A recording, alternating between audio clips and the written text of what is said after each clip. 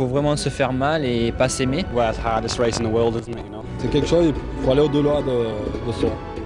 Unique au monde et la plus dure. Une épreuve qui a plus de racines, qui est plus l'essence même de l'enduro. Questa classica che credo che diventerà la più dura e già è diventata la più dura gara al mondo. Pour un enduriste, gagner une Gilles Lallet, c'est l'aboutissement, ça peut être l'aboutissement d'une carrière ou le résultat de sa vie, quoi. C'est mythique, la course de Gilles qu'il voulait faire, et c'est une course où je suis obligé de venir. Quand je serai capable d'être à l'arrivée de la Gilles Lallet, j'y serai. Pour lui en tout cas, pas pour forcément une satisfaction personnelle, mais par rapport à Gilles, à la course qu'il a créée. Donc ça, j'y serai tant que je pourrai, je serai là.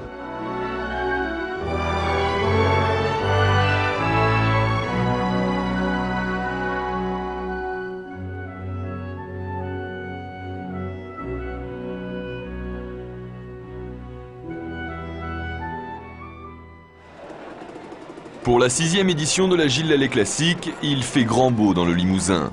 Soleil et température quasi estivale. Les 220 concurrents de la course la plus dure du monde se sont d'abord donné rendez-vous au pied de la cathédrale de Limoges. La plupart d'entre eux ont suivi une préparation de marathoniens afin d'arriver au sommet de leur forme pour ce jour tant attendu. Husqvarna Italie a dépêché Anders Eriksson, le champion du monde 400, et Arnaldo Nicoli pour contrer les Français. KTM Farioli a misé tous ses espoirs sur deux des plus grosses pointures de l'enduro mondial, Mario Rinaldi et Giovanni Sala. Mais si les sourires sont de circonstance, les pilotes étrangers savent surtout qu'il faudra compter sur deux redoutables adversaires. Cyril Esquirol tout d'abord, qui avait manqué la dernière édition suite à une blessure au Dakar, et Laurent Charbonnel qui porte cette année la plaque de numéro 1.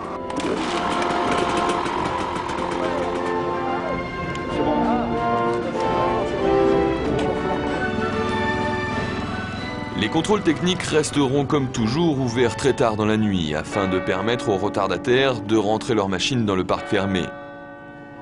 Jusque-là, l'ambiance est bon enfant, même si tout le monde s'attend à une édition particulièrement pimentée.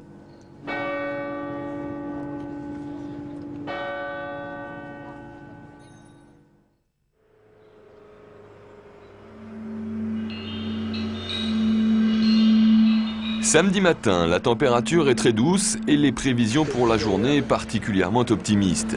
On devrait vivre une GLC tropicale et cette étonnante douceur gonfle le moral des troupes.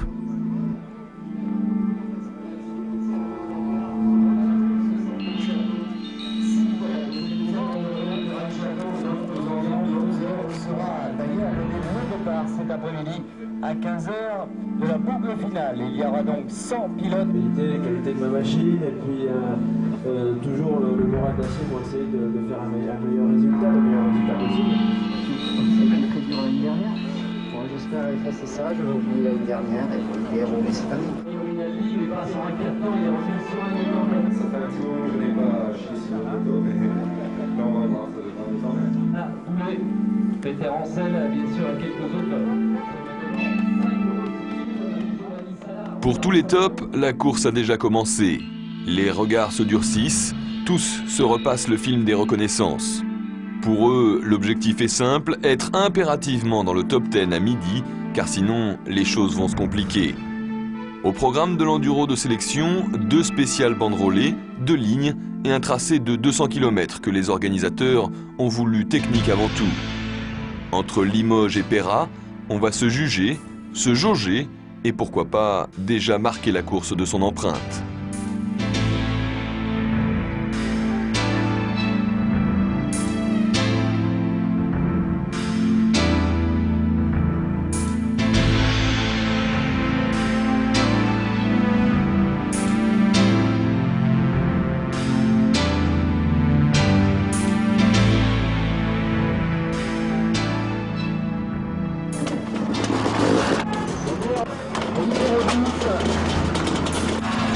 Et c'est parti pour 5 heures de mise en jambe. Sala ouvre la marche alors que le public est déjà là, malgré l'heure, et semble encore plus nombreux que les années précédentes. Tous sont venus voir les stars.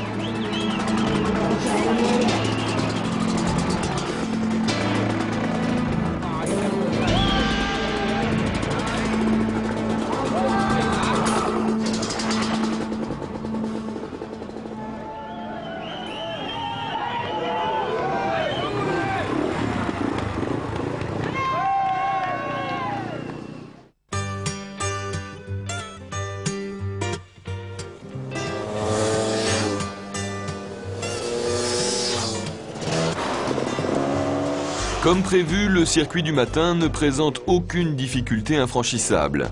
Les temps sont assez larges en sortant de Limoges et vont logiquement se resserrer au fur et à mesure que les concurrents s'approcheront de Peyralles-Château.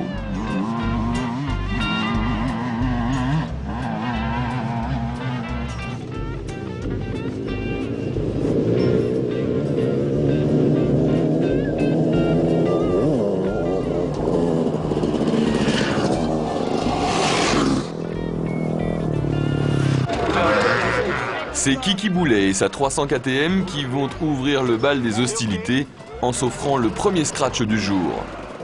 À Bourganeuf, alors que la brume matinale ne s'est pas encore levée, l'officiel KTM semble très à l'aise. Et le premier coup de théâtre, c'est l'abandon de David Frétinier, à cause d'un moteur serré. Les autres s'appliquent et profitent d'un terrain de jeu exceptionnellement sec, où la motricité et l'adhérence sont au maximum. Attaque totale donc, quel que soit le niveau, la motivation et l'ambition des participants. À Bourganeuf, c'est Esquirol qui va régler tout le monde, malgré Peter, malgré Salah, un signe de sa forme exceptionnelle.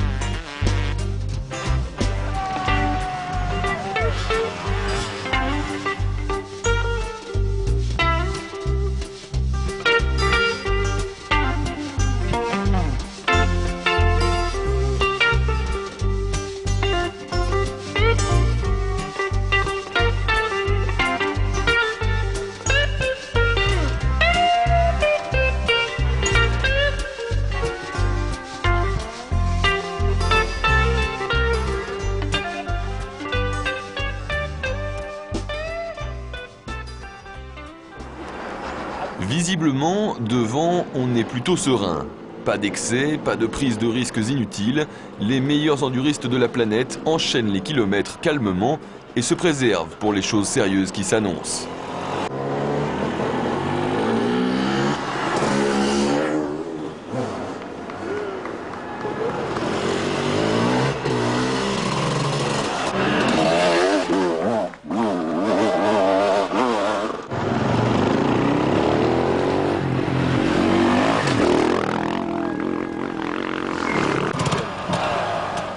Saint-Junien-la-Brégère, dans la deuxième ligne, Boulet part une fois encore le couteau entre les dents.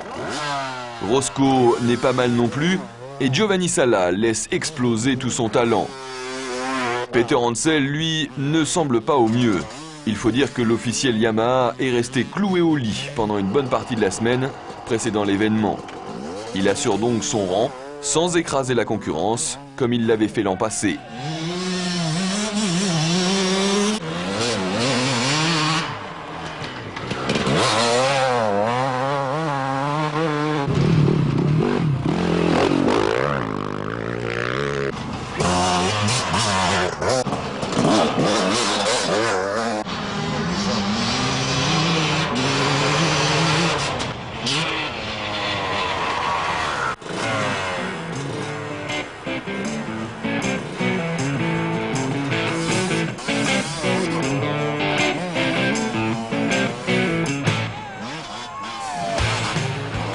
À Peyralles-Château, c'est la dernière spéciale de la matinée. Lorsque Laurent Charbonnel s'élance, il sait que Cyril Esquirol a placé la barre très haut toute la matinée. Il sait aussi qu'il vient de signer les 2 derniers scratchs et qu'il ne doit laisser personne s'intercaler au classement afin de garder l'officiel Honda en ligne de mire cet après-midi. Avec le nouveau départ de la boucle finale, les top pilotes n'ont plus le droit de simplement assurer. C'est l'attaque qui prime.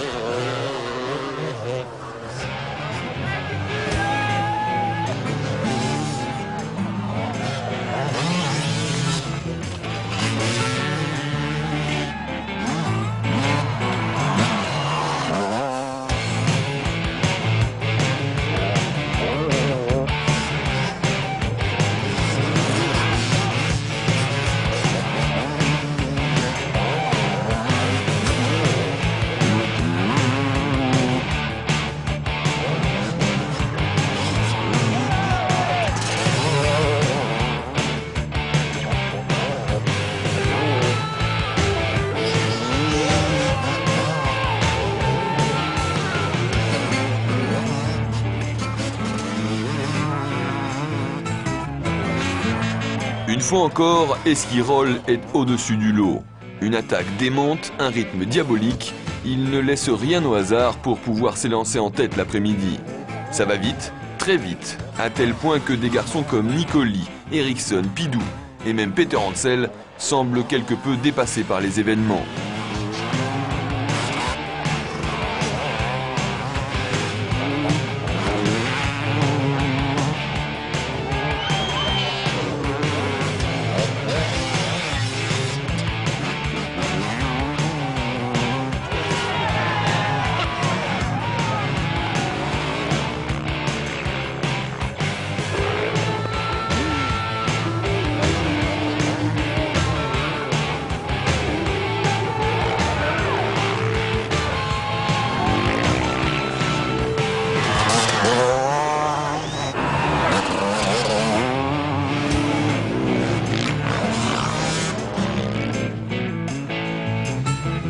Un peu plus loin derrière, c'est pareil pour les poireaux.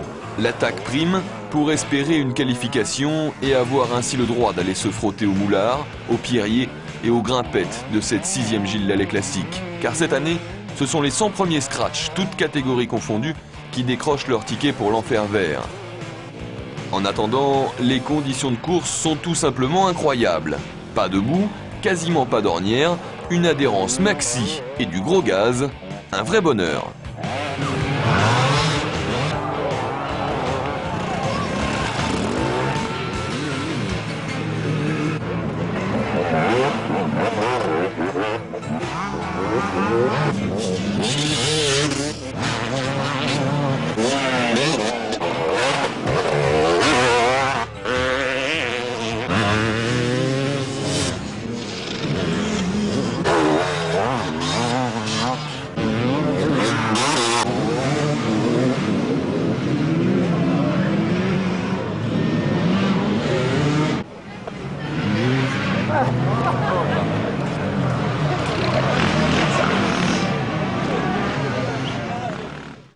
Et la 4e, on fait un petit récapitulatif donc, de ces 4 spéciales. Pour l'instant, bien sûr, ce sont des places officieuses. À la mi-journée, c'est l'heure des comptes. Et si tous les top inter en profitent pour récupérer et se restaurer, les seconds couteaux, eux, épluchent les premiers classements qui tombent.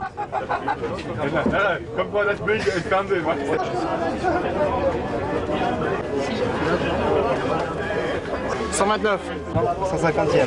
Bon, on sera pour la prochaine fois. 10 minutes, je suis éliminé pour 10 minutes.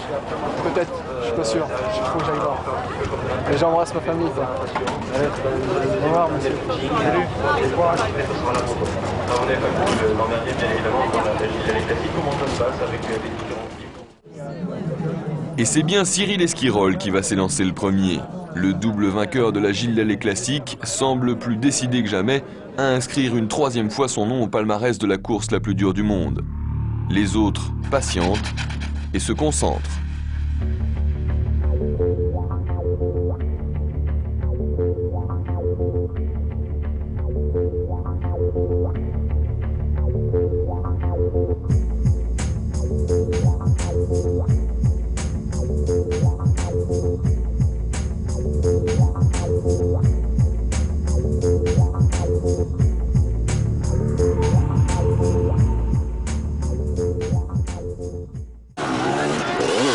Comme l'année dernière, les départs de l'après-midi sont donnés un par un toutes les 5 secondes pour les 20 premiers scratchs, puis 2 par 2. Esquirol, Bernard, Charbonnel, Salah et les autres, toutes les grosses pointures sont évidemment aux avant-postes. Seul Peter Hansel, victime d'un petit problème d'assistance le matin, qui lui vaudra 1 minute de pénalité, va partir en 20e position.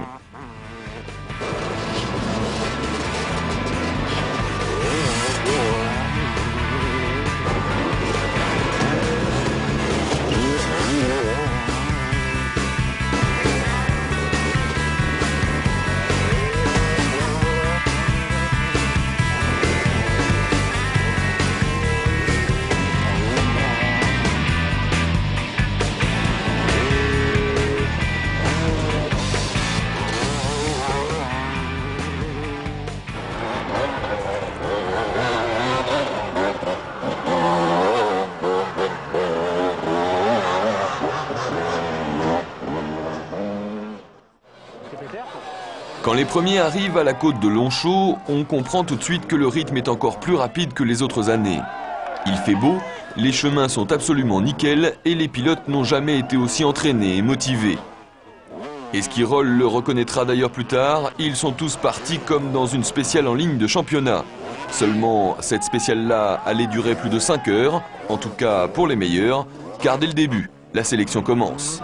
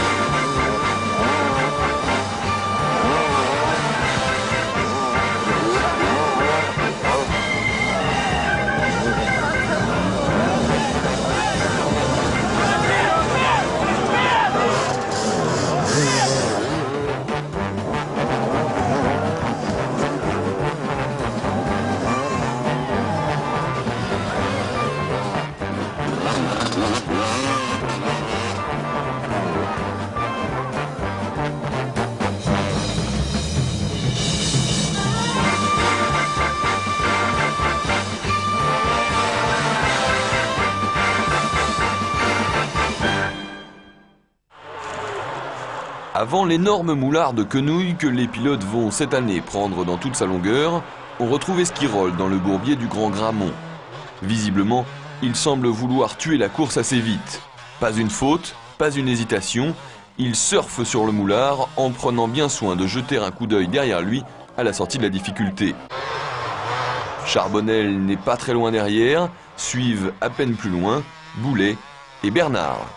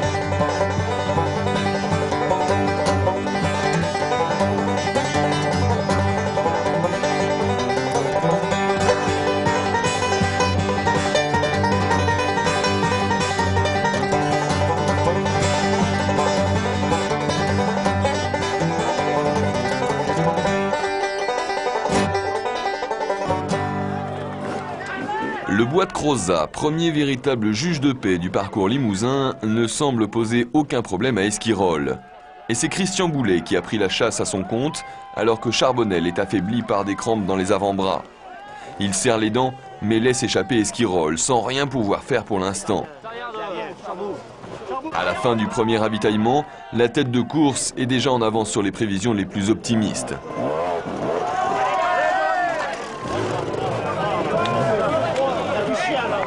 Il a du chien là.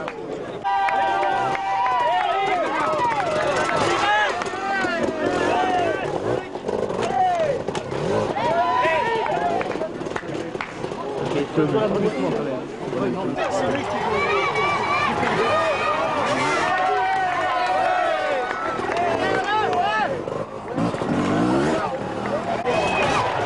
y a Lolo qui arrive.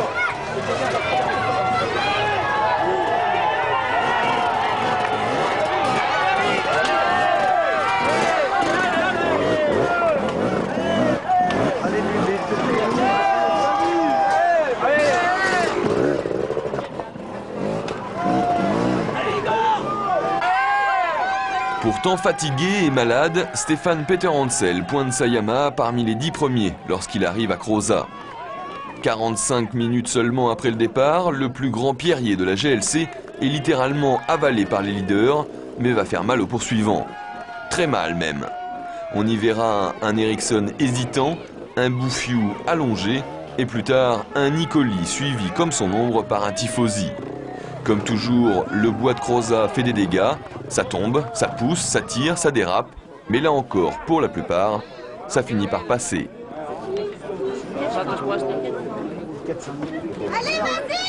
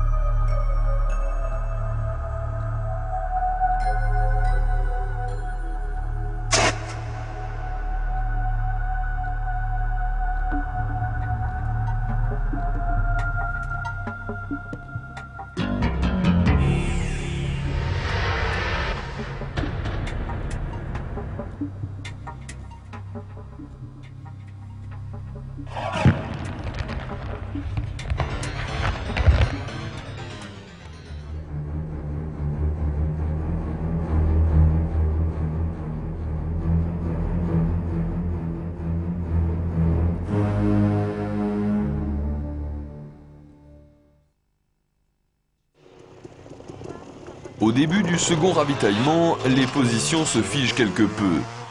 Esquirol a fait le trou et Bernard, Charbonnel, Sala et Peter Hansel sont un peu plus loin derrière. Ce premier ravitaillement sera surtout catastrophique pour Christian Boulet qui va percer une durite sur sa 300 et casser son moteur peu de temps après.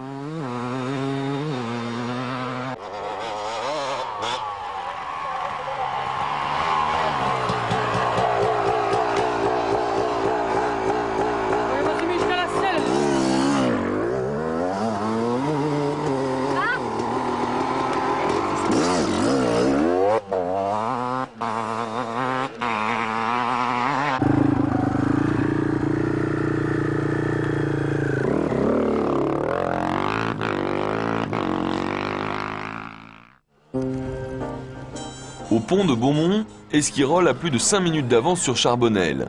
Facile, précis, l'officiel Honda survole les difficultés avec une vista et une efficacité déconcertantes.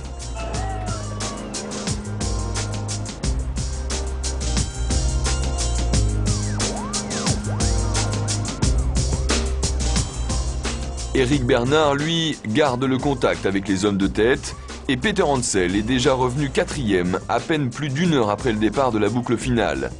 C'est dire la motivation du bonhomme qui, décidément, n'a pas l'intention de baisser les bras.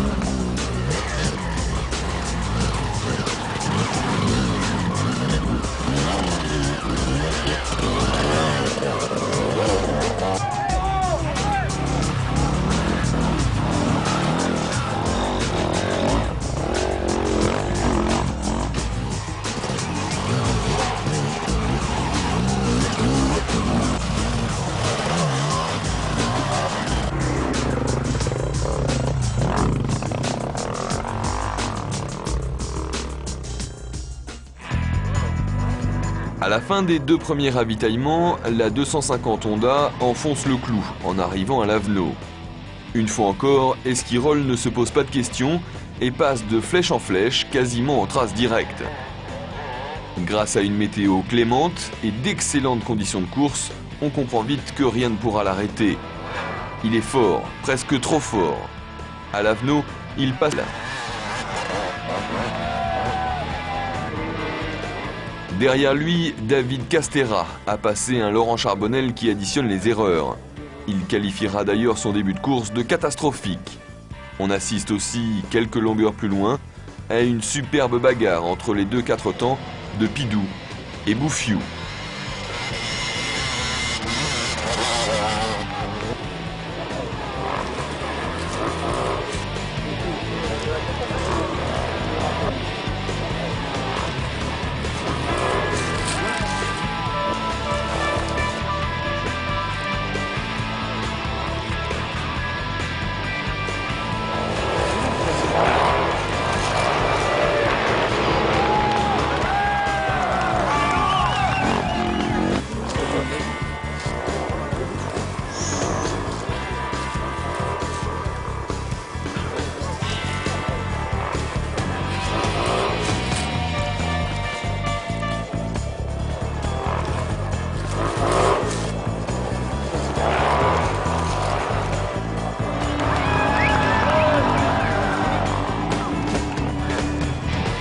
L'autre grosse surprise, c'est évidemment la prestation de Gilles Alguet, qui se maintient dans le groupe de tête et affiche une forme hors du commun.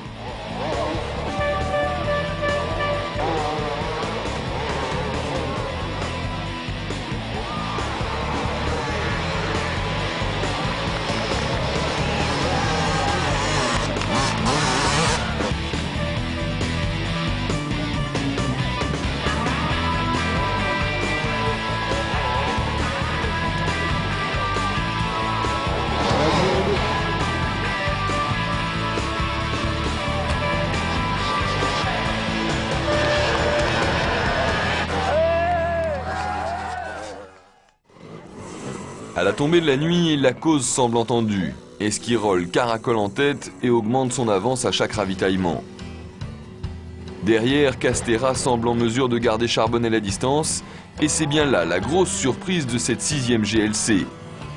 Comme Peter Hansel, Castera a eu un programme particulièrement chargé depuis l'arrivée du Dakar et n'a pu se consacrer que très tard à la préparation de la GLC. C'est lui, pourtant, qui a tenu à préparer lui-même sa 250 Yamaha. La suite est logique, un bon départ, très peu d'erreurs, et le voilà dans le bon wagon. À Cros, Charbonnel navigue 3 minutes derrière et ne lui reprend rien.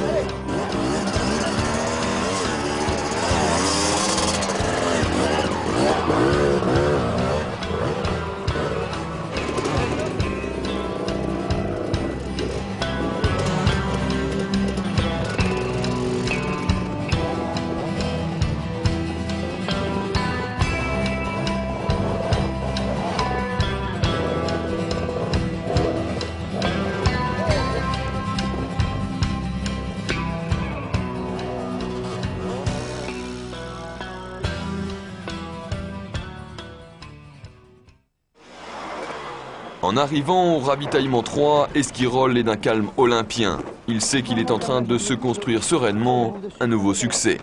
Tu mets les fiches, c'est bon, ça repart. C'est bon? Tu veux pas changer, c'est rien? Ouais, donne-moi un autre paire. Mais les verres de lunettes? Ouais, mais des verres, pas des grilles. Hein. Voilà. On serre l'autre peut-être. Non, non. On va pas tes nombre de rechange. Pascal, c'est bon? Attends, 2 secondes. Pascal, 2 secondes.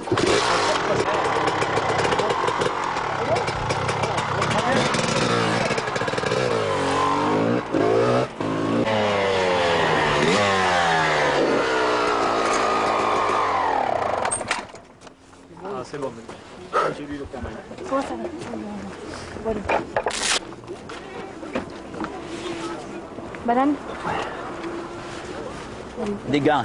Changer les gants? Allez. Tu as enlevé le truc quand même? Ouais, c'est bon. Ça va toujours? Ouais, je t'en mets. C'est bon. Ça va toujours d'ailleurs. C'est quoi ces gants là? Ça sert, non? Non, non, c'est bon. Roscoe, il a morflé. Il est comment? Déjà. T'as encore des crampes, David, ou pas? Un peu, ouais. Je vais prendre ça. Est-ce que tu as une lampe de poche? On peut la mettre par là? Thierry? Je te mets une lampe de poche ici à droite. Le pied nuit ou pas? Ouais.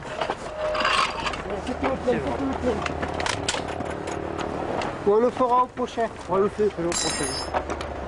Allez, ma veste là.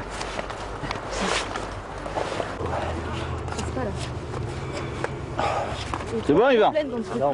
Allez-y, c'est bon. c'est trop plein. Vide-le un peu. Ah putain, j'avais dû pas le remplir. Pardon. Refais-lui le nœud sur le côté. C'est bon?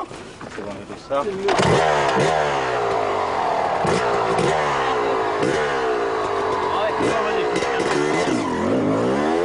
Tu veux repartir, Pascal? Juste, il n'y a pas de lumière. Allez, dépêchez-vous.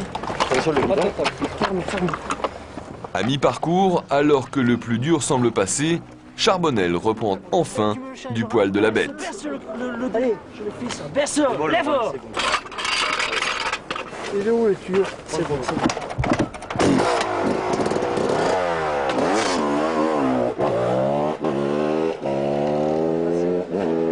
Tiens, allez, bois.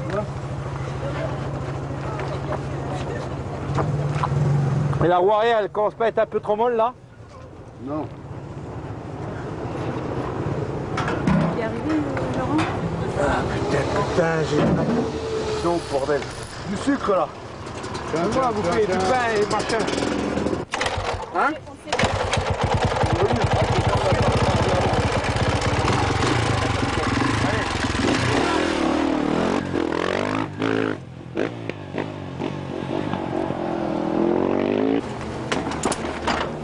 Les meilleurs prennent le temps de se changer pendant que les assistants papillonnent autour d'eux. On souffle, on essaie de récupérer et de visualiser la suite du programme en gommant la souffrance et les difficultés que l'on vient de rencontrer. Comment j'ai vu? T'as les gants? Oui, ils sont là les gants.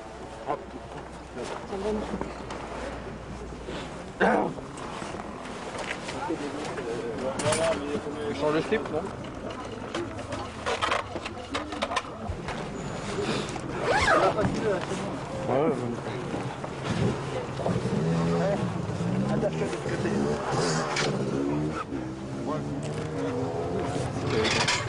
Ça, c'est...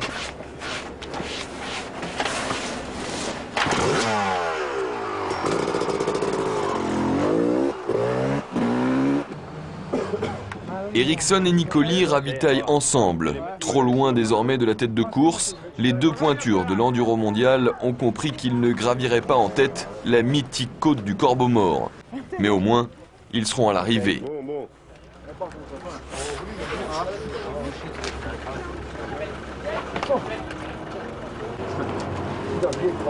Restez en part, c'est bon là.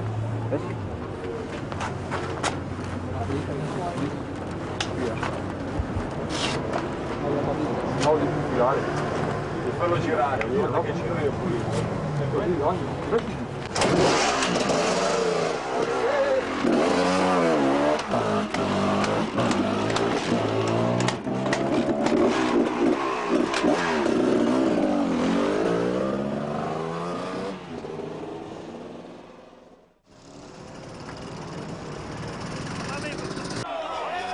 Comme des balles, les pilotes avalent les difficultés avec une aisance incroyable. À Saint-Pierre-de-Bellevue, Laurent Charbonnier et les responsables de secteur avaient pourtant bataillé ferme sous la pluie et dans le gras pour toucher le sommet de cette côte sous les sapins pendant les reconnaissances. Toutes les stars, elles, vont passer d'une traite, de nuit et quasiment sans effort, la côte de Saint-Pierre. Elle a chauffé. Ça a fumé. Regarde l'eau et regardez les radiateurs, s'il n'y a pas de la mer, on dirait qu'elle ne refroidit plus.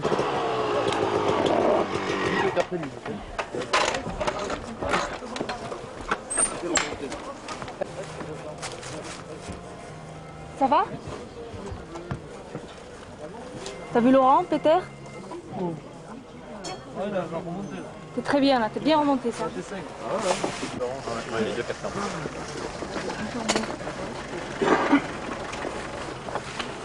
C'est qui est devant? C'est Roscoe. Putain, il a la santé ce qu'on a. Oui. On est bon. Tu changes de gants? Carta. Bon. C'est pas grave. Je prie. Continue comme ça. Tous les bourbiers de Limousin, je me suis mis dedans. La lampe, je te la mets dans la banane.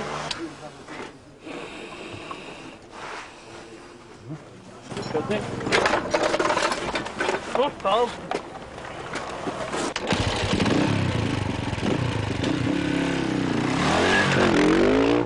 Pidou, Nuc et Salah repartent du 4e ravitaillement. Il leur reste plus de 2 heures de moto, mais le moral est au beau fixe. Plus rien ne pourra les arrêter.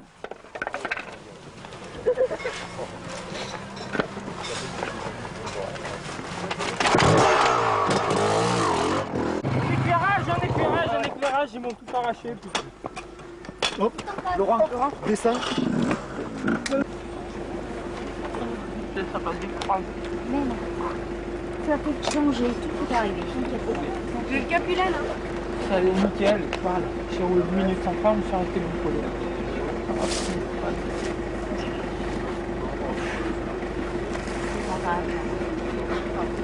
C'est bon, mais rien n'est perdu. C'est bon.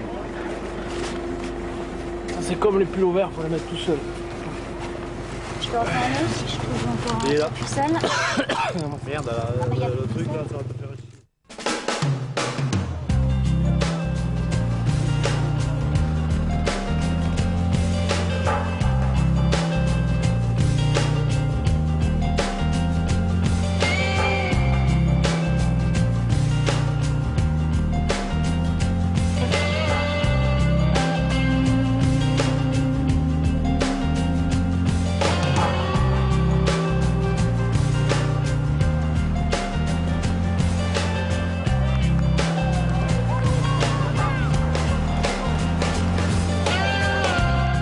Lorsque Charbonnel passe à la cascade des Jarreaux, il sait depuis longtemps qu'il a perdu la Gilet classique. Devant, Esquirol est tout simplement intouchable et l'officiel Kawa, qui vient enfin de passer Castéra, s'en va calmement et pour la 6e fois consécutive vers l'ultime difficulté du tracé. Les autres suivent régulièrement et tous semblent d'accord sur une chose, cette année Esquirol évoluait sur une autre planète. À la cascade des Jarreaux, il est d'ailleurs passé, comme partout, sans aucune aide extérieure.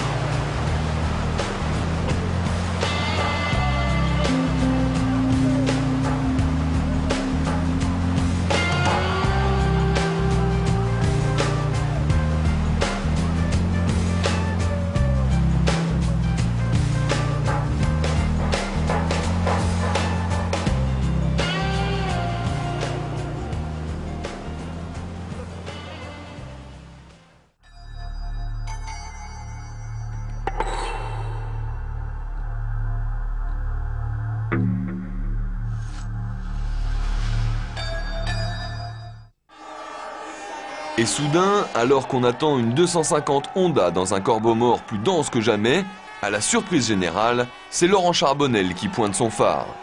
Esquirol est coincé dans le dernier pierrier 3 km plus loin, la chaîne cassée et le guide-chaîne complètement tordu. Sans l'aide d'un spectateur providentiel, il aurait pu tout laisser tomber là. Terrible. Du coup, Charbonnel accroche une seconde GLC à son palmarès.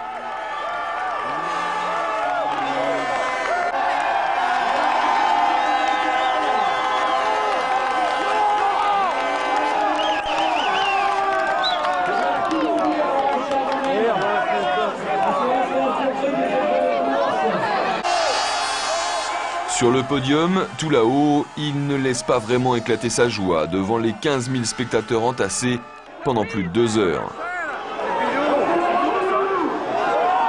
David Castera, lui, ne semble pas vraiment réaliser qu'il est en train de grimper sur la deuxième marche de la course la plus dure du monde. Personne ne l'attendait là, lui non plus sûrement. Le public l'accueille comme un héros par une vague dont il se souviendra longtemps.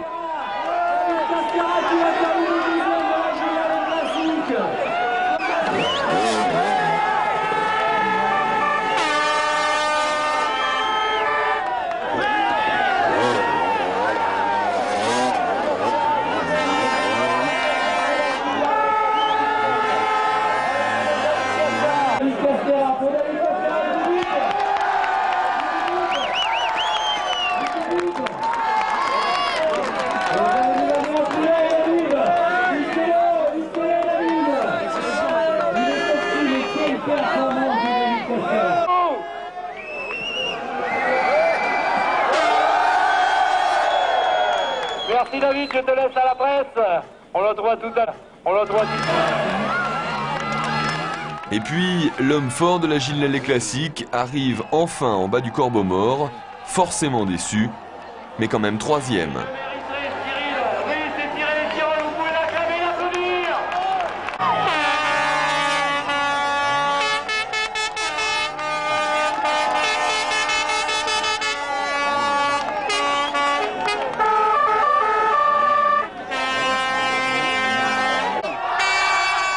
Absolument pas marqué par l'effort et les 5 heures de course qu'il vient de faire, Esquirol, en grand professionnel, trouve le moyen de venir saluer son public. Pour tous, il restera le grand bonhomme de cette 6e GLC, même si la course en a décidé autrement.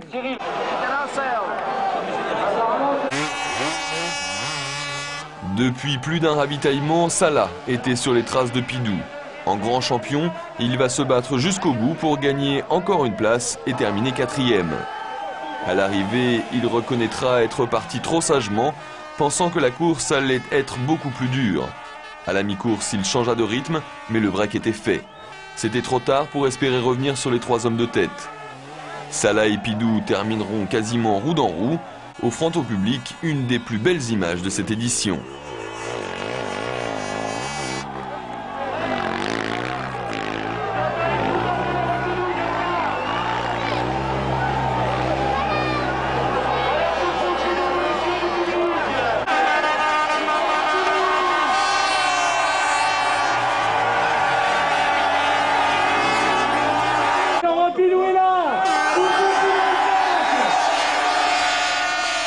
Cette année, ils seront 29 à franchir le corbeau mort, mais l'histoire ne retiendra qu'un nom, un seul, celui de Laurent Charbonnel, vainqueur de la Gilles Lallet Classique 97. J'avais des crampes de partout et après bon, j'avais pris un coup au moral.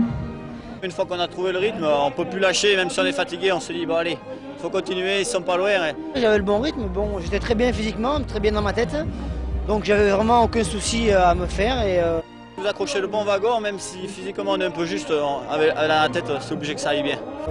Bon, j'allais comme ça jusqu'au bout, jusqu'à la victoire, mais malheureusement, c'est le destin, c'est comme ça. Sono molto felice, anche perché questa gara dà delle emozioni incredibili che altre gare non danno. I have problem in the stones, so I think everybody have. Oggi c'era parecchio fango e il pubblico francese, come al solito, è stato fantastico, devo ringraziarlo. The public is great, really great public.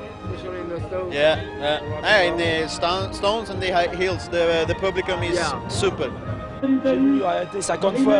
C'est la première fois que je voulais m'arrêter aussi souvent parce que quand on se bat dans des conditions difficiles, en étant en bonne santé, c'est déjà très dur. Mais là c'était l'apocalypse pour moi. Donc il a vraiment fallu trouver la motivation. Pas de la 10e place, mais au moins franchir la côte du Corbeau Mort. C'était la seule motivation, quoi.